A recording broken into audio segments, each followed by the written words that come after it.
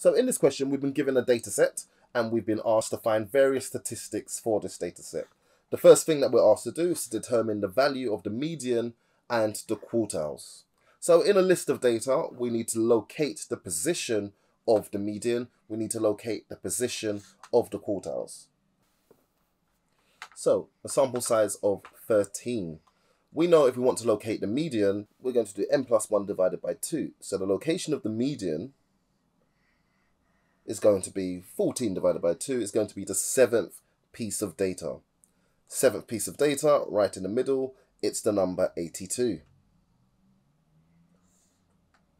For the lower quartile, I'll just do this above, so I've got my numbers in order. 13 plus 1 divided by 4. It's the 3.5th piece of data. That means I'm looking in between the 3rd and the 4th piece of data. Since they're both 79s, that means the lower quartile is 79. For the upper quartile, it's going to be 13 plus 1 over 4 times 3. It's the 10.5th piece of data. It's in between the 10th and the 11th, so it's going to be 88.5. Okay, so I found my quartiles and the median. Part B asked me to calculate the mean and the standard deviation. Now, I've said this so many times, this really just needs to go into your calculator.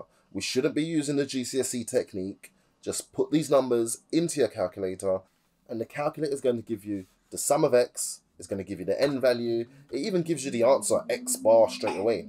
These values do need to go into the formula, so sum of x over n, and I always like to write this down. So just good practice, making sure that you're memorizing the formula and plug in the numbers from your calculator.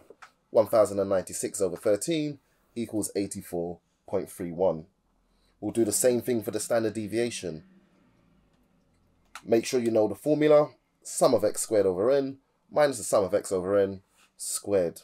And all of these values are on that calculator summary screen. We'll just substitute them in. 92,814 over 13, and we'll subtract our mean squared. Okay, that gives us a standard deviation of 5.635. Part C asks us to determine if there are any outliers. So I'm going to go ahead and calculate the outlier boundaries, and then I'm going to check the smallest and the largest value, and just to see whether or not they're inside or outside the boundaries. Interquartile range is Q3 minus Q1. So the interquartile range in this case is 9.5. I know I can calculate the outlier boundaries by using the formulas Q1 minus 1.5 IQR and Q3 plus 1.5 IQR. So the first outlier boundary gets us a value of 64.75. This is smaller than my smallest value. So my smallest value, 78, is actually valid. This shows up a little bit better on a box plot. So we'll wait to see the outlier boundary represented on the box plot. The upper boundary is going to come from Q3 plus 1.5 IQR, and that gets us 102.75. Once again, my largest value is within the outlier boundary, so there are no outliers.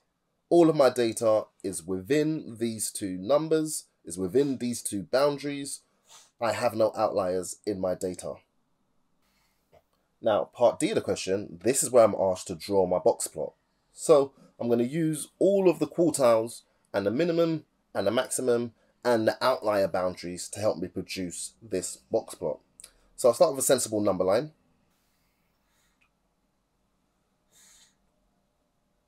So 70, 75, 80, 85, and so on, just to make sure my whole box plot can fit on.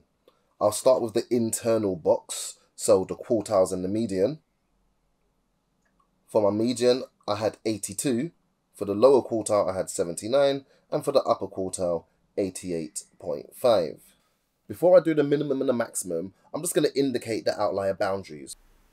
So here on the far left, my 64.75 and 102.75. So anything outside of those would have been an outlier.